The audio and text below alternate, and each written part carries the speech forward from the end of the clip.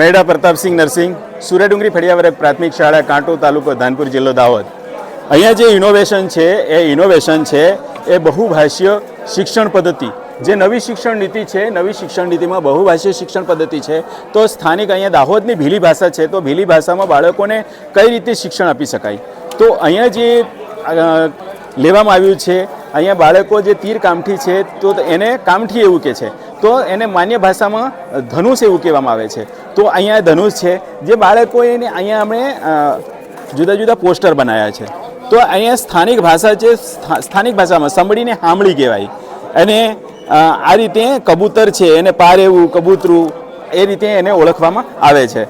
તો અહીંયા જે અમે બનાવ્યું છે એ બાળકો સ્થાનિક ભાષામાં શીખે છે, સમજે છે અને વિચારે છે। જો અહીંયા જે બનાવવામાં આવ્યું છે ગાડું, તો ગાડામાં કહેવાય છે કે આ જે બળદ છે, તો અહીંયા ભીલી ભાષામાં ડાહો કે ડગરો એવું કહેવામાં આવે છે, અને ડાહો ડગરોને બાળકને પછી કહીએ કે આને બળદ પણ કહેવાય બેટા। તો એ રીતે આ જે સંસ્કૃતિ અને સમાજની વાત છે એ બહુભાષીયમાં બાળકો આ રીતે જે સાધનો છે એ સાધનો અહીંયા બાળકો આપ જોઈ શકો છો। અહીંયા જે સાધનો છે એ બાળકો બધો જ આનો ઉપયોગ કરે છે, કરતા હતા, જે અત્યારે વિસરાઈ ગયો છે।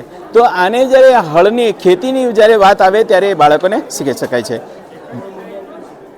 ઓકે।